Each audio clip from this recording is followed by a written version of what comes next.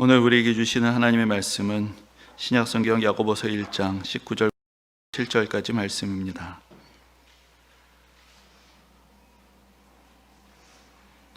허락하신 말씀을 봉독하겠습니다. 내 사랑하는 형제들아, 너희가 알지니 사람마다 듣기는 속히 하고 말하기는 더디하며 성내기도 더디하라. 사람이 성내는 것이 하나님의 의를 이루지 못함이라. 그러므로 모든 더러운 것과 넘치는 악을 내버리고 너희 영혼을 능히 구원할 바 마음에 심어진 말씀을 온유함으로 받으라. 너희는 말씀을 행하는 자가 되고 듣기만 하여 자신을 속이는 자가 되지 말라. 누구든지 말씀을 듣고 행하지 아니하면 그는 거울로 자기의 생긴 얼굴을 보는 사람과 같아서 제 자신을 보고 가서 그 모습이 어떠했는지를 곧 잊어버리거니와 자유롭게 하는 온전한 율법을 들여다보고 있는 자는 듣고 잊어버리는 자가 아니요 실천하는 자니 이 사람은 그 행하는 일에 복을 받으리라. 누구든지 스스로 경건하다 생각하며 자기 혀를 재갈 물리지 아니하고 자기 마음을 속이면 이 사람의 경건은 헛것이라. 하나님 아버지 앞에서 정결하고 더러움이 없는 경건은 곧 고아와 과부를 그 환난 중에 돌보고 또 자기를 지켜 세속에 물들지 아니하는 그것이니라. 아멘. 오늘은 추수감사 주일입니다. 그리고 올해 추수감사절은 우리 인생에서 매우 또 특별하고 뜻깊은 날이 될 것입니다. 2020년이라는 한 해는 예기치 못했던 바이러스의 유행으로 또 우리가 많은 어려움을 겪어야 했던 그런 해였지만 그러한 또한 하나님의 특별하신 은혜와 돌보심과 보호하심을 또 경험하게 되었던 그런 한 해로 우리가 또 하나님 앞에 고백을 하게 됩니다. 추수감사절을 맞이하면서 또 성도님들 모두가 지난 한 해 동안 하나님께서 베풀어 주셨던 은혜를 더욱더 깊이 마음에 새기며 또 고백할 수 있는 그런 시간이 되시기를 바랍니다. 추수감사절이 되면은 이제 한 해가 마감하게 되는구나라는 것을 이제 느끼게 됩니다. 우리가 사용하는 달력상으로도 이제 한 달 한 절반 정도 남은 한 해를 이제 마무리하는 준비를 하게 되는 이제 그런 때이지만 또 교회력에 의해서 생각을 해보면은 이제 교회력으로 새해의 시작은 이제 대림절로부터 시작이 됩니다. 그러니까 성탄절을 기준으로 해서 그 전에 4주간을 우리가 대림절로 기념을 하게 되는데 올해로는 이제 11월 마지막 주부터 대림절이 시작이 되고 그때부터가 이제 교회력으로는 또 새해가 시작이 되는 그런 때가 됩니다. 그래서 이제 추수감사절을 통해서 또 우리가 한 해를 정리하고 또 하나님께서 주실 새로운 준비하는 이제 그런 시간들을 맞이하게 되는 것입니다.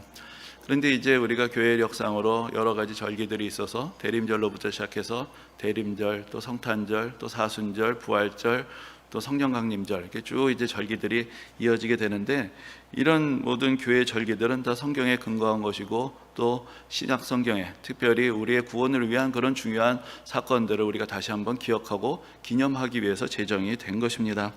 그런데 이제 그런 면에서 추수감사절은 조금은 특별한 배경을 가지고 있습니다. 일반적으로 생각해 볼 때 우리나라에도 추석이라는 명절이 있는 것처럼 사실 농경사회에서 한 해의 수확을 감사하고 또 기념하는 것은 여러 문화권에서 보편적으로 나타나는 그런 전통이라고 할 수 있습니다. 또 우리가 구약 성경을 보면은 거기에 이제 특별하게 강조되는 세 가지 절기가 있는데 그래서 유월절과 또 오순절이라고도 하는 칠칠절 그리고 수장절이라고도 불리는 초막절 이 세 개의 절기가 특별히 이제 모든 이스라엘 백성들이 기억하고 하나님 앞에 나아가야 되는 그런 절기로 이제 기록이 되어 있는 것을 봅니다. 그런데 이 세 가지 절기가 어떤 면에서 다 추수하고 또 연관이 되어 있습니다. 또 특별히 이제 초막절은 앞에서 말씀드린 대로 수장절이라고도 불리는데 초막절이라고 할 때에는 이스라엘 백성들이 광야에서 초막을 짓고 텐트를 치고 그렇게 생활하면서 하나님의 은혜와 보호하신 가운데 지냈던 것을 기억하고 감사하는 절기가 되지만 또 같은 시기를 수장절이라고 부를 때에는 추수한 것을 다 걷어서 창고에 들여놓고 그리고 하나님 앞에 감사를 드리는 이제 그런 절기라는 의미가 듭니다. 그래서 특별히 이제 이 초막절 수장절이 구약 성경에서는 추수감사의 의미를 가장 잘 드러내는 이제 그런 절기라고 할 수가 있습니다. 그런데 이제 오늘 우리가 기념하고 있는 추수감사절의 전통에는 이제 이러한 어떤 일반적인 우리가 생각할 수 있는 그런 농경사회의 전통이나 또 구약 성경에서 보이는 추수감사의 전통에 더하여서 또 특별한 어떤 역사적인 배경을 가지고 있습니다. 여러분들도 잘 알고 계시겠지만 이 추수감사절은 지금부터 정확하게 400년 전에 1620년에 신대륙을 향해서 떠났던 메이플라워호라는 배에 탑승했던 사람들의 경험과 구체적으로 관련이 되어 있습니다. 1620년 9월에 메이플라워호에 탑승했던 102명의 승객들 중에 청교도라고 불리는 사람들이 있었습니다. 그런데 이 사람들은 원래 일찍이 신앙의 자유를 찾아서 영국을 떠나서 네덜란드 라이든에 정착을 했던 사람들이었는데, 또 그곳에서도 또 신앙적으로 또 경제적으로 어려움을 겪게 되었고, 그래서 이제 다시 한번 신대륙을 향한 또 다른 모험을 떠나게 되었던 것입니다. 그 당시 네덜란드는 이제 스페인의 지배 아래에 있었는데, 스페인은 매우 강력한 카톨릭 국가였습니다. 그렇기 때문에 네덜란드가 스페인에 더 많은 영향을 받게 되면서 그곳에서도 신앙의 자유를 보장받기 어려웠고, 또한 이제 새로운 곳에서 정착하면서 경제적으로도 생활하는 데 많은 어려움을 겪고 있었던 그런 차에, 이제 그 당시 새롭게 이주가 시작되었던 북아메리카의 식민지에 가서 정착을 하게 되면은 많은 지원을 받을 수 있다라는 그런 제안을 받게 되어서 이 사람들이 다시 한번 결심을 하고, 그래서 메이플라워라는 배를 통해서 신대륙을 향한 그런 여행을 떠나게 되었던 것입니다. 그래서 이제 9월에 떠난 그 사람들이 66일간의 항해를 거쳐서 이제 11월 달에 지금의 미국 매사추세츠주 케이프 커드라는 곳에 도착을 하게 됩니다. 근데 원래는 더 남쪽으로 가야 원래 예정된 그 정착지에 이르게 되는 것인데, 기후의 문제 때문에 더 남쪽으로 항해를 하지 못하고 그들이 이제 그 도착하게 된 곳 인근에 이제 새롭게 정착촌을 이렇게 만들게 되었습니다. 그런데 그때가 이제 11월이었기 때문에 바로 겨울을 맞이하게 되었고, 그 신대륙에서 맞이하게 된 그 첫 번째 겨울은 매우 혹독한 것이었습니다. 그래서 그때 같이 배를 타고 도착한 사람의 절반 정도가 그 해를 넘기지 못하고 결국은 이제 목숨을 잃게 될 만큼 그런 많은 어려움을 겪게 됩니다. 그리고 그 다음 해 이제 그 지역에서 지내던 그 아메리카 원주민들의 도움으로 농사를 짓게 되었고, 그래서 이제 1621년에 처음으로 그 신대륙에서 거두게 된 그런 그 농사의 수확을 하나님께 드리고 감사하면서 또 그들을 도와주었던 그 원주민들과 함께 그 기념하게 되었던 것이 이제 첫 번째 추수감사절로 이렇게 기록이 되어 있습니다.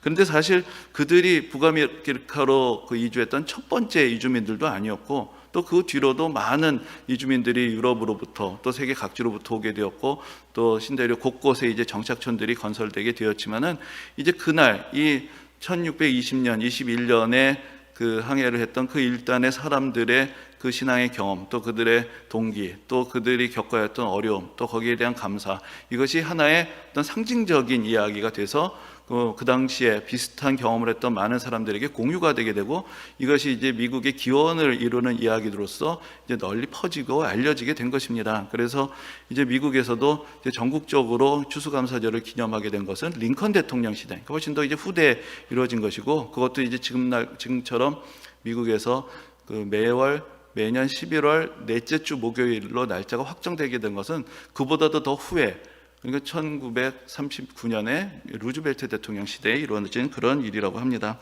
근데 이제 이건 다 이제 미국의 이야기인 것이죠. 미국에서 그랬다는 것인데, 그러면 우리는 어떻게 해서 추수감사절이라는 절기를 이 11월에 지키게 되었는가? 거기에 이제 또 하나의 이야기가 있습니다.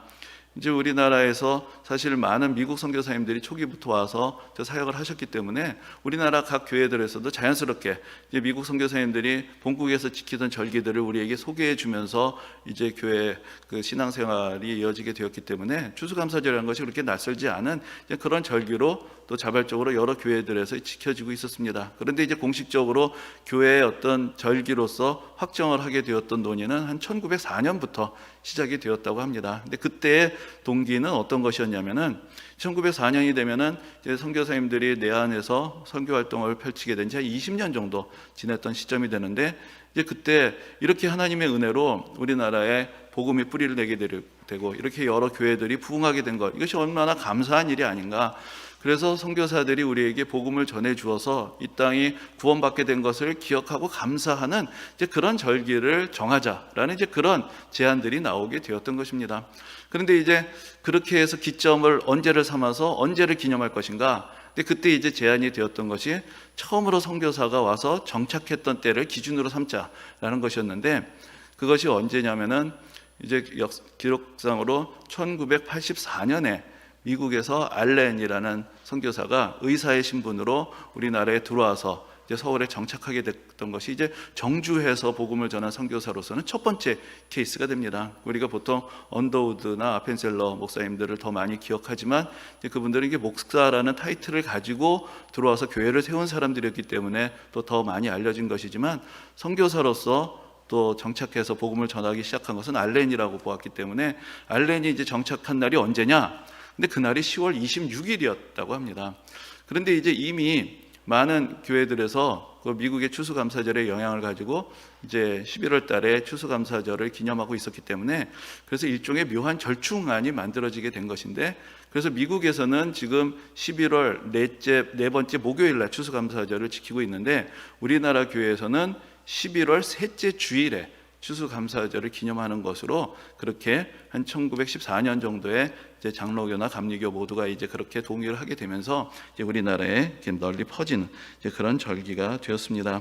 그래서 이제 그런 면에서 보자면은 우리가 지금 기념하고 있는 추수감사절에는 몇 가지의 의미가 담겨 있는 것이죠. 하나는 우리가 전통적으로 생각하면은 이제 농경사회에서부터 내려오는 그러한 한 해의 결실을 거두고 감사하는 이제 그런 전통이 또 그 안에 또 들어있을 것이고, 또 구약 성경에서부터 우리에게 가르치는 그 추수한 곡식을 가지고 하나님께 나와 감사했던 그런 신앙의 전통들이 또 그 가운데 담겨 있습니다. 또 미국에서 처음으로 이제 신대륙으로 이주했던 사람들이 그 혹독한 겨울을 지나고 추수의 기쁨을 누리면서 또 하나님께 드렸던 그런 감사의 의미들이 또 그 가운데 담겨 있고, 또 우리나라 입장에서는 복음이 전파되어서 이제 교회들이 세워지고 하나님의 은혜를 누리게 되었던 것을 기억하고 감사하고자 했던 그러한 마음들이 이 추수감사절이라는 절기 안에 다 같이 담겨 있다고 할 수가 있을 것입니다. 근데 그 중에서도 뭐 많은 분들이 그렇게 생각하시겠지만 이 11월 바로 이때의 추수감사절을 기념하게 된 데에는 아무래도 그 중에서 그 미국 초창기의 청교도들의 이야기가 가장 큰 영향을 미쳤다고 할 수가 있을 것입니다. 이 청교도들은 지난 시간에 소개해드린 독일의 경건주의자들과 함께 이 종교개혁의 정신을 더 철저하게 계승하려는 그런 신앙운동을 통해서 등장하게 되었습니다. 그래서 이제 독일에는 경건주의자들이 있다라면은 영국에는 청교도들이 있다라고 그렇게 이야기를 할 수가 있을 것입니다. 근데 시기상으로는 청교도 운동이 좀 더 먼저 시작이 되어서 청교도들의 저술이 번역이 되어서 독일에 소개가 되면서 또 독일의 경건주의 운동에도 크게 기여를 하게 됩니다. 그런데 이제 영국에서 이 청교도들이 등장하게 됐던 배경을 잠깐 우리가 생각을 해보면은 영국에서도 이제 종교개혁이 시작이 되었는데, 영국의 종교개혁은 이제 다른 지역의 종교개혁하고는 좀 다른 특별한 그 배경을 가지고 있습니다. 뭐 여러분들도 뭐 역사 시간에 많이 들어서 알고 계시겠지만은 헨리 8세라는 영국의 왕이 이제 가톨릭 교회하고 절연을 하고 영국 교회를 독립시키면서 시작이 되었던 것입니다. 그러니까 형식적인 독립이 더 먼저 일어나게 된 것이죠. 그래서 이제 초창기에는 영국 교회가 이제 가톨릭 교회하고 부터 절연을 하고 독립을 했지만 그 내용상에서는 그렇게 가톨릭 교회하고 다를 것이 없었습니다. 그러나 점점 유럽에서 종교개혁의 사상들이 영국으로 전파가 되면서 이제 루터와 칼빈의 또 신앙, 또 신학, 또 여러 가지 신앙 운동들이 이제 영국에 소개가 되게 됩니다.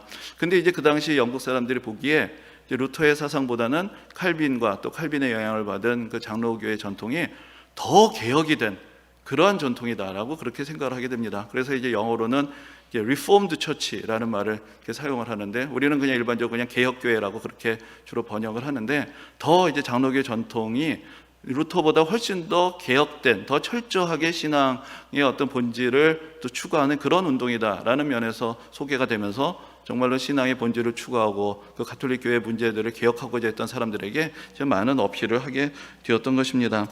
이제 그러면서 이제 한편으로 그런 장로교 계통의 신앙이 점점 퍼져나가게 되고 많은 공감대를 얻게 되었지만, 그러나 형식적으로 이 영국 교회는 아직은 그렇게 충분하게 이제 개혁이 되지 못한 이제 그런 상태가 됩니다. 그런데 이제 초창기에는 이제 당연히 당시 주류 교회는 이제 가톨릭이었겠지만, 그러나 이제 종교 개혁이 시작이 되고 교회가 독립이 되면서 이제 여러 가지 우여곡절과 엎치락뒤치락이 개신교회들과 카톨릭 사이에 있었는데, 이것을 다 총정리를 한 사람이 누구냐면은 엘리자베스 여왕입니다. 그래서 엘리자베스 여왕의 시대에 이제 영국 국교회가 공식적으로 여러 가지 체계와 교리와 여러 가지들을 체계하면서 이제 틀을 갖추게 되었는데, 그 모습을 보면서 한편에 실망한 사람들이 있었던 것이죠. 저 정도로 그쳐서는 안 되는데 더 철저하게 개혁을 해야 하는데 너무나 그 당시 영국 국교회, 우리가 성공회라고도 부르는 그 모습이 너무나 이제 가톨릭의 유산들이 너무나 그대로 남아 있고 충분하게 종교개혁의 정신에 따라서 개혁되지 못했다라고 생각하는 사람들이 이 정도로 머물러서는 안 된다라는 생각을 하고 더 철저하게 종교개혁의 정신을 따라서 신앙의 본질을 따라서 성경 말씀에 더 충실하게 개혁해야 한다라는 그런 신앙운동을 벌이게 되었고, 거기서부터 이제 청교도 운동이라고 불리는 그런 신앙운동이 시작이 된 것입니다. 그런데 이제 그 당시 영국의 국교회는 한편으로는 이제 카톨릭으로부터 독립을 했기 때문에 계속해서 카톨릭 세계에 머무는 사람들에게도 박해를 했지만, 그러나 또 이렇게 철저한 개혁을 추구하는 사람들에게도 박해를 하게 됩니다. 그래서 이제 앞에서 말씀드린 대로 일단에 이제 청교도들이 그 영국을 떠나서 이제 네덜란드로 이주를 했다가 또 거기서 이제 신대륙으로 가게 되는 이제 그런 일들이 일어나게 되었던 것입니다. 근데 이것이 이제 청교도의 배경에 대한 대략적인 역사가 되는 것인데, 근데 청교도들에 대해서는 매우 다양한 그런 평가가 공존하고 있습니다. 근데 청교도들 자체가 어떤 사람들은 영국 국교회 내에 여전히 머물면서 또 개혁을 하려고 했고, 어떤 사람들은 여기는 안 된다 하고 분리주의적인 입장에서 새로운 어떤 공동체를 이루고자 했고, 또 다양한 그런 입장을 가지고 있었습니다. 그리고 또 역사적인 전개를 보면은 처음에는 이제 박해받는 사람들이었지만 또 한때는 이 영국의 왕실 중심의 왕당파와 또 청교도들이 지지하는 세력들 간에 사실 내전이 일어나서 청교도 전쟁이라고 불리는 그런 전쟁까지 일어나서 청교도들이 사실상 권력을 얻게 되는 이제 그런 일들도 벌어지게 됩니다. 그랬다가 결국은 다시 이제 밀려나게 되었는데, 그러다 보니까 청교도 자체도 부침을 겪게 됐고 박해를 받다가 또 권력을 가졌다가 여러 가지 다양한 경험을 하게 되고, 또 그들의 어떤 신앙적인 입장도 여러 가지가 있기 때문에 사실 여러 가지 다양한 모습들을 가지고 있고, 거기에 따라서 이제 사람들의 평가도 여러 가지 다양한 평가들이 내리게 되는 것을 볼 수가 있습니다. 근데 긍정적인 면으로 보자면 성경적인 원리로 신앙과 삶을 개혁하고자 하는 그런 열정을 가진 사람들이었다라고 우리가 평가를 할 수가 있겠고, 그러나 또 부정적인 이미지로는 너무나 배타적인 신앙을 가지고 있고 윤리적으로 지나치게 엄격하고, 그렇기 때문에 어떤 면에서는 위선적이기까지 한 사람들로 그렇게 비춰지기도 하였습니다. 그래서 이제 아까 그 추수감사절의 유래에 대해서도 말씀을 드렸지만은, 사실 우리나라 교회가 그 초기에 미국 교회로부터 많은 영향을 받았고, 또 미국 교회가 또 그런 청교도들의 전통에 또 많은 영향을 받았기 때문에 우리나라 교회 안에도 청교도 전통이 여러 가지로 영향을 미치고 지금까지 내려오고 있다라고 할 수가 있을 것입니다. 그래서 이제 한편으로 우리나라 사람들이 성경 말씀을 중요하게 생각하고 또 여러 가지로 열심히 있게 열정적으로 신앙생활을 하는 모습에서 또 청교도 전통의 영향을 이야기하는 분들도 있고, 또 반대로 우리나라 교회들이 너무나 세상과 소통하지 못하고 너무나 내세적이고 너무나 교회 중심적인 그런 신앙을 갖고 있을 때 그게 청교도 전통 때문이다라고 또 그렇게 비판하는 그런 이야기들을 듣게 됩니다. 그래서 이제 청교도라는 말이 좋은 면에서 사용되고 또 부정적인 면에서 사용되고, 또 여전히 우리나라 신앙의 또 여러 가지 모습을 대표하는 그런 표현들로 지금까지 이어져 오고 있는 것입니다.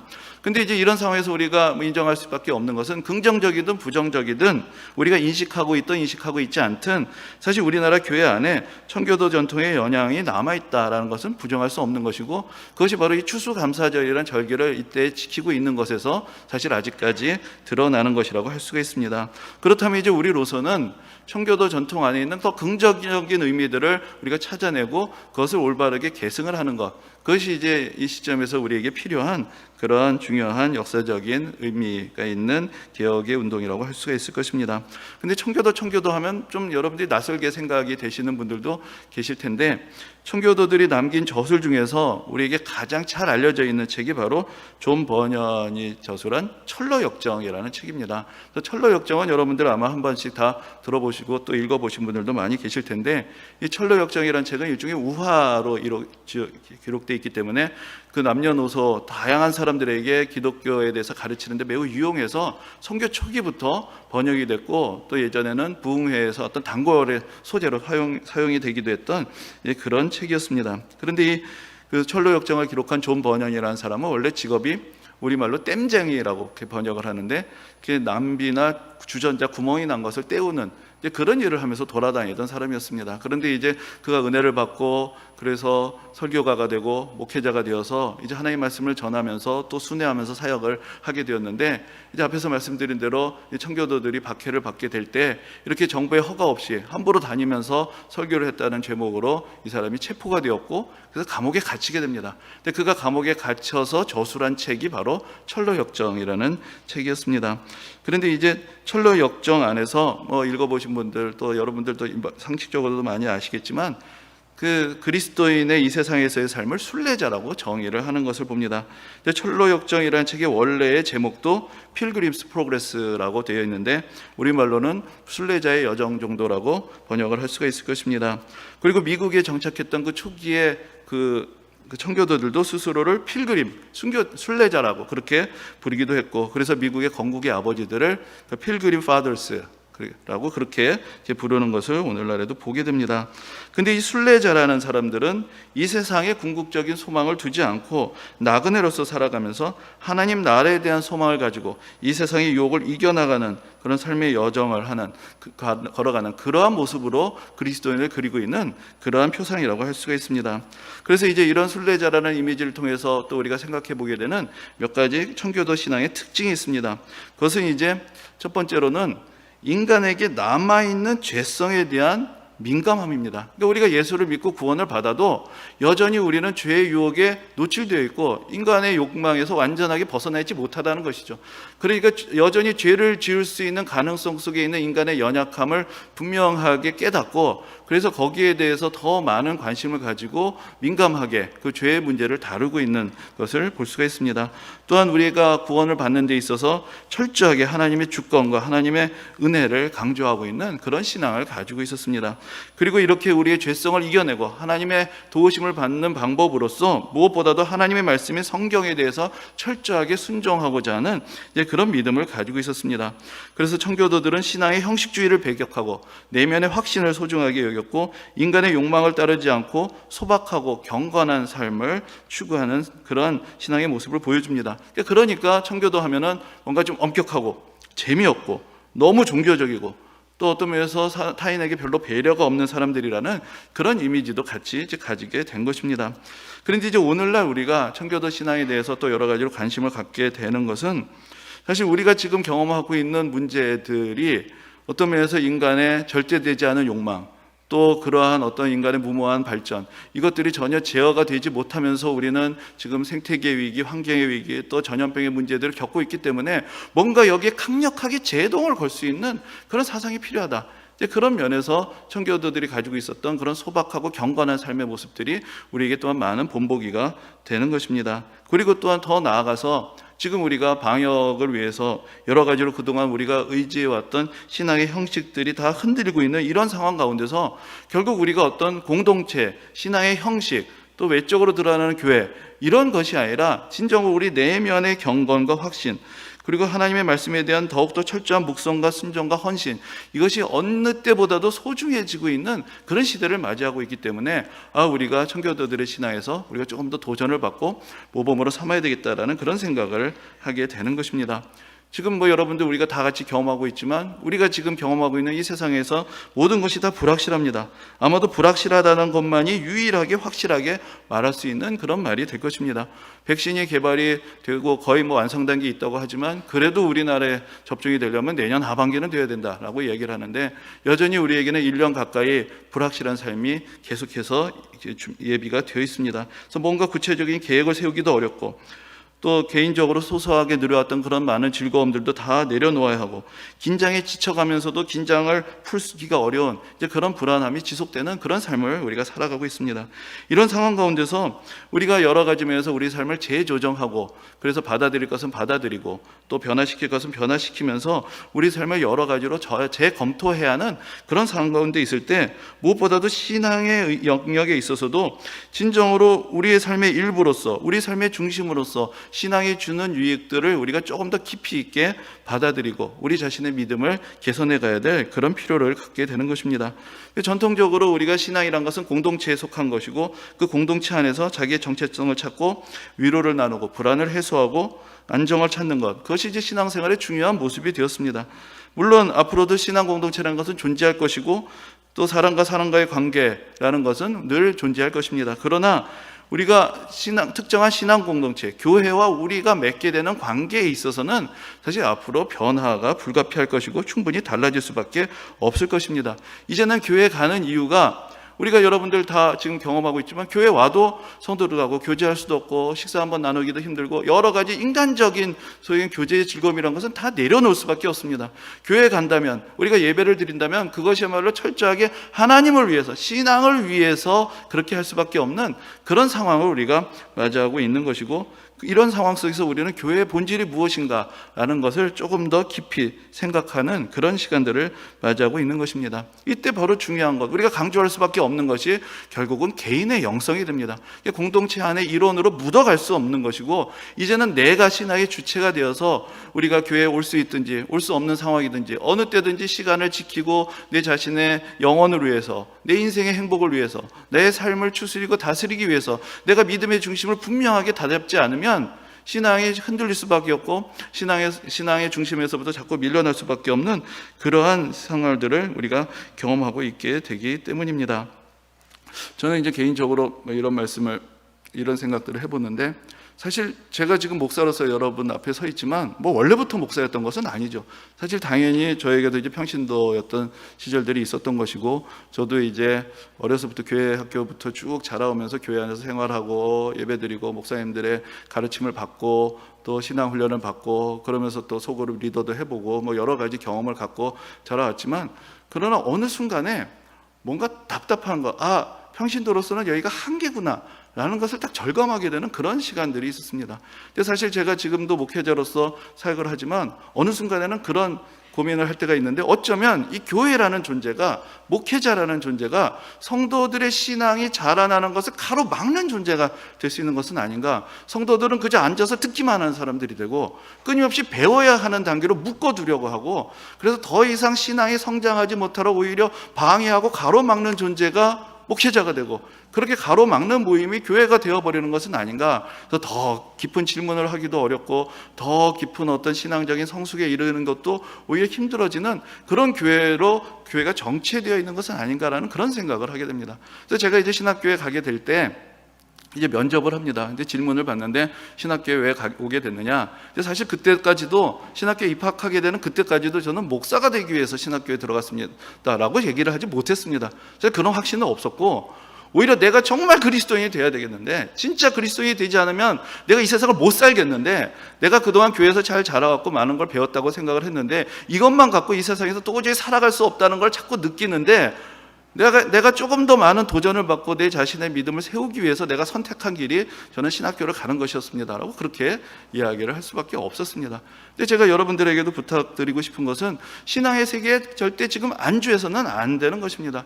적당히 타협해서 신앙생활을 하다가는 이렇게 여러분 건강의 이유로, 여러 가지 방역의 이유로, 또 여러 가지 관계의 이유로 우리가 교회 가지 않아도 되는 그런 이유들이 수도 없이 있는 이 시대에 우리가 조금씩 우리의 마음이 멀어지고 우리 신앙의 중심에서부터 이탈할 수 있는 가능성은 언제든지 있는 것입니다.